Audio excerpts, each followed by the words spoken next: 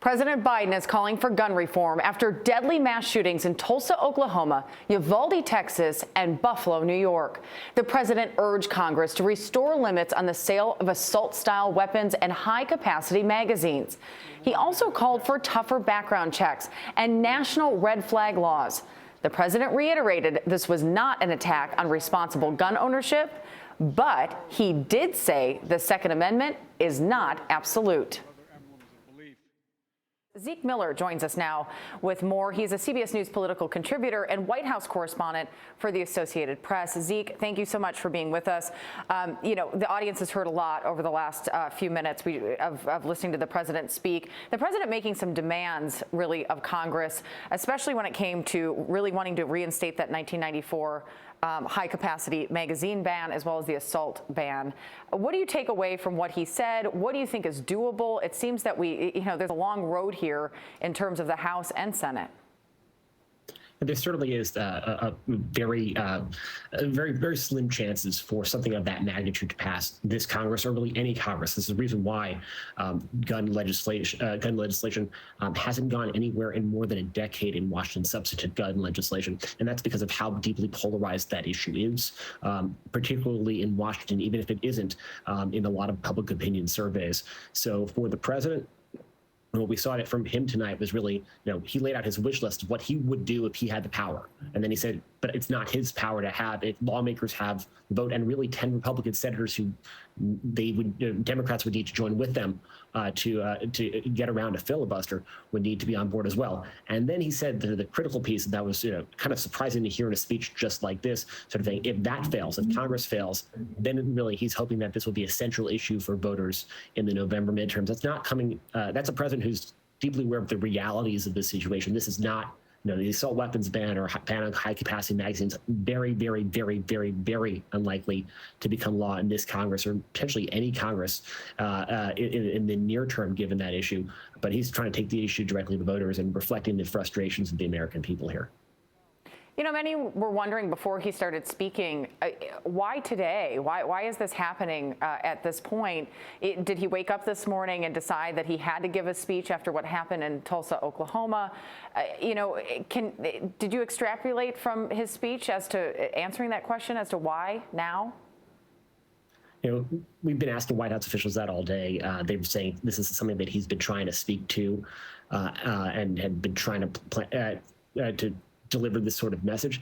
I do think that there is that element of the midterms, the pivot to the midterms, and reflecting the voters' frustrations, particularly after yesterday's shooting in Tulsa, coming on the heels of what we saw in Uvalde and Buffalo, that it is sort of has become a national moment. And the president really, in response to those attacks, hasn't spoken out publicly, forcefully, directly to their concerns. This is an attempt by the president, really, after all of these things, to speak to an issue that is at the top of mind for many people across the country, people with kids in school, or go to the doctor's office, or go to the supermarket. And that's where these incidences of mass gun violence have taken place over the last 2.5 weeks. So he had to speak to it. Why today?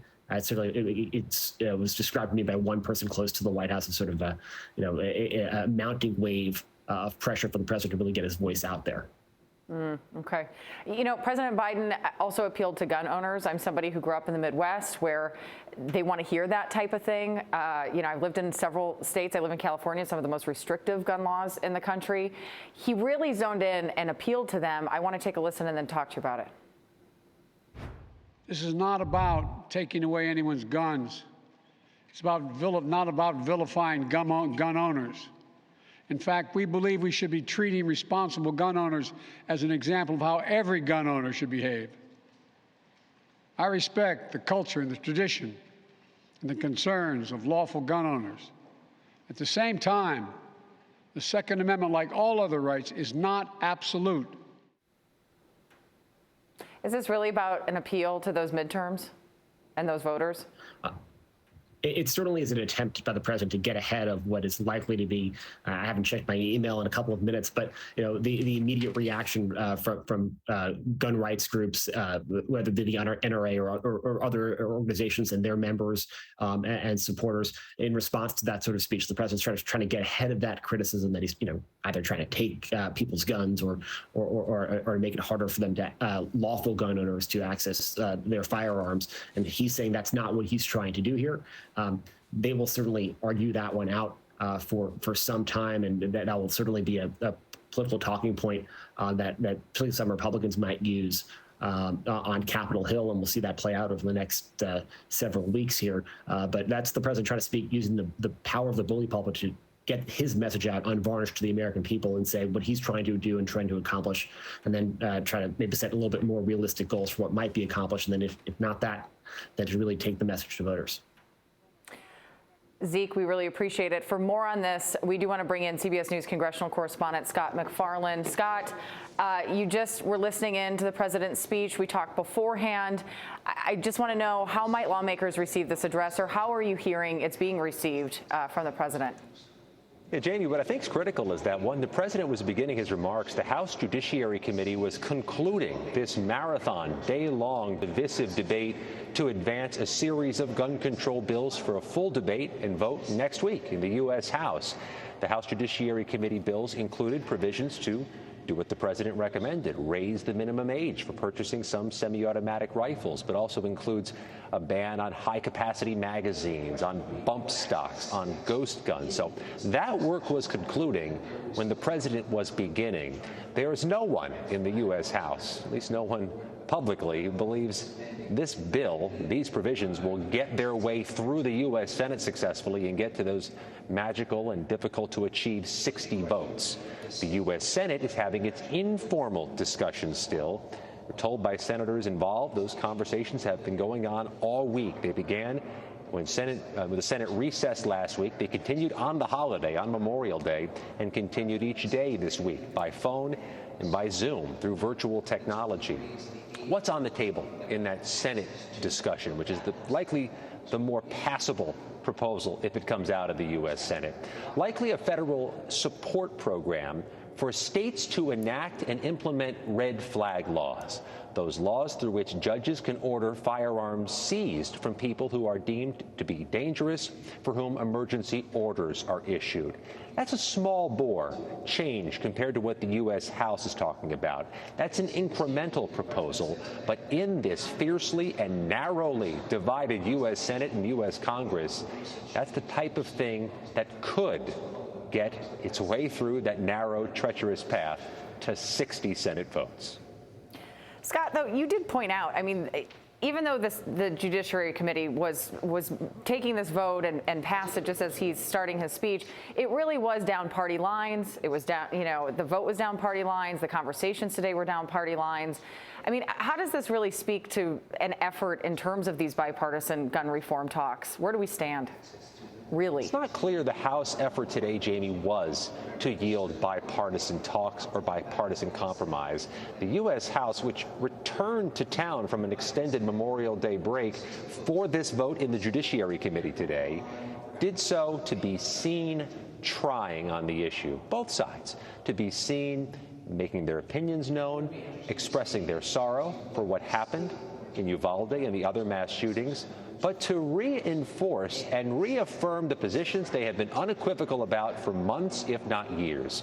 Republicans saying these proposals are an infringement on a constitutional right, part of a power grab by Democrats. One Republican says this is a step towards Democrats trying to pack the courts and remove the Second Amendment from the Constitution by legislation. Democrats are saying that they are trying to save lives, that all of these recent mass shootings involve some form of a component of an AR-15, an automatic weapon, a young person, or an ability to buy it and use it on the spot. That's where the lay of the land was during debate today. That's where it will be next week when the full U.S. House takes this up, and another nearly, if not exclusively, party line vote is expected. Scott, before I let you go, and we turn back to Zeke for some more conversation, I was struck when the president was speaking. He brought up a Republican Supreme Court Justice, Anthony Scalia, and talked about the Second Amendment not being unlimited. What did you make of that? And how do you think that plays in when you have such a divide of Democrats and Republicans?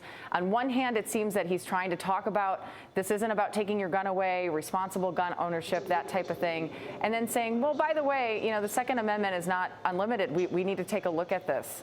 How does that play? Does it work with Republicans, do you think?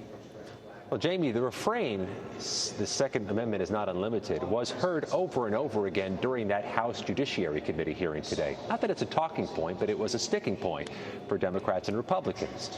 The Republicans saying the Second Amendment cannot be infringed. But I noted also, like you did, that the president mentioned the Supreme Court, because all the while, as this is happening, there is another key Supreme Court ruling to come before this term ends, not just the one on Roe versus Wade and abortion rights, but on gun rights. There's a New York State case before the Supreme Court for which a ruling is expected any day that could overturn New York's provision requiring special license or special approval for concealed carry firearms. That's on the table this month as well. Perhaps the president noting that by invoking the Supreme Court during this gun control speech. Very interesting point. Zeke, do you want to bring you back into the conversation here? Are you getting a sense in the administration that new gun laws are actually possible right now?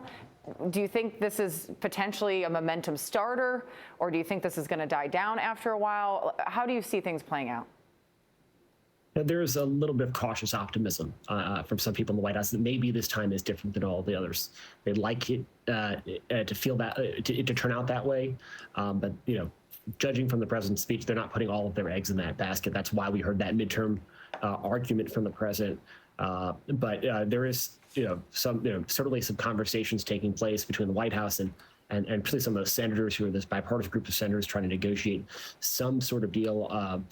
Some may view it as tinkering around the margins of the issue. Others, on the other side, will view it as an infringement on their rights. And that's the basis of the foundation of compromise. Eventually, if Democrats and Republicans in the Senate in particular can come together on something, the White House hopes that maybe they will. But we are 5 months out from a midterm election. Political tensions are high. The White House is sort of not betting on that, and know that if they can't put all of their faith in lawmakers, they need to take their message to voters. If not, I kind of want to ask you the same question that we were talking to Scott about, is that, as Scott brought up today in the Judiciary Committee, that it was brought up several times that the Second Amendment is not absolute. The president then in his speech says the Second Amendment is not absolute. It's not unlimited. It could be modified, and it has been in the past in certain instances. How do you think this message gets complicated, and especially in efforts to potentially get bipartisan support for gun reform? It's not whether or not there is a line between what is acceptable and what is permissible, what is not under the Second Amendment. It's where you draw it, like so many other questions of rights. And it's been federal law, as the president said, for 90 some odd years, that manufacturing machine guns is something you can't do, and transferring them is incredibly regulated for the ones that predate that ban. But there are extreme examples like that are sort of edge cases that the vast majority of the population are going to agree on.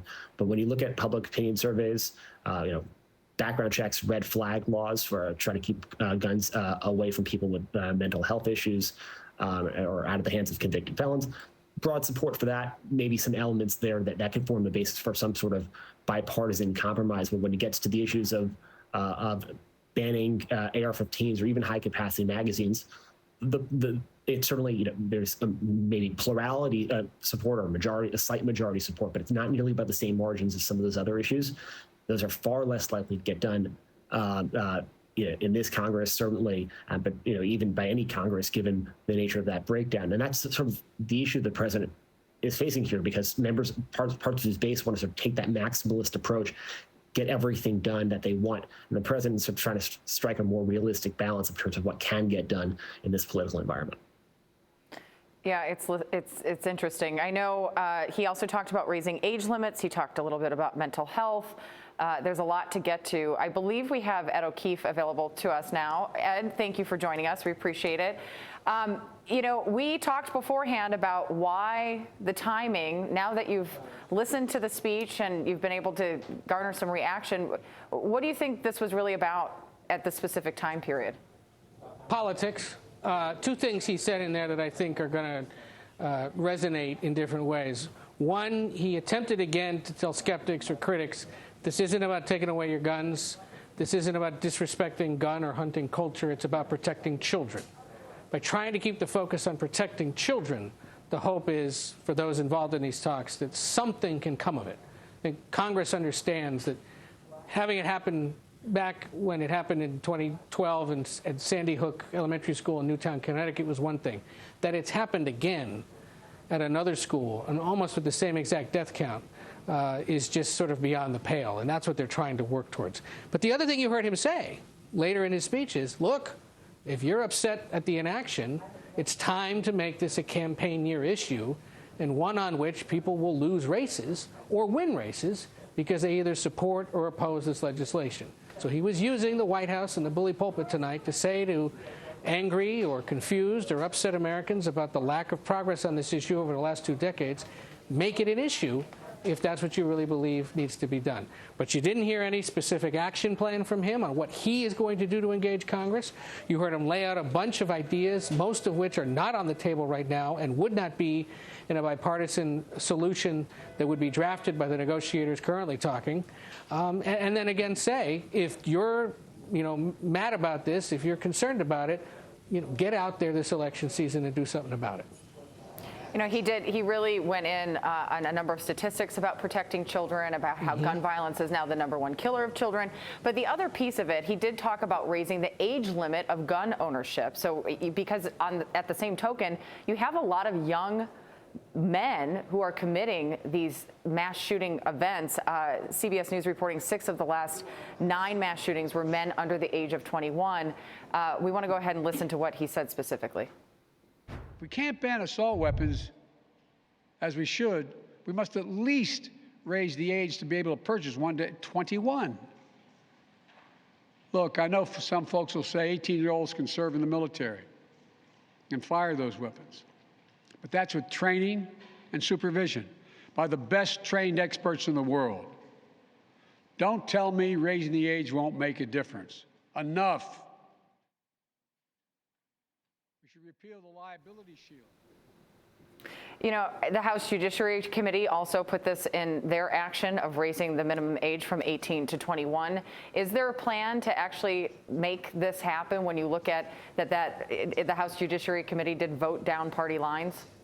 Well, first of all, let's just be specific for people who may just be reading into this, so to speak. They're talking about raising the age limit for these semi-automatic weapons, the AR-15 style assault weapons that were used in these shootings, not for firearm ownership overall, but for those specific weapons, because, as you said, the data shows that in several of those that have happened since at least 2018, they've been committed by people under the age of or who are actually just 21 years old. The belief being that if you can raise the limit, it'll stop them from at least using these weapons.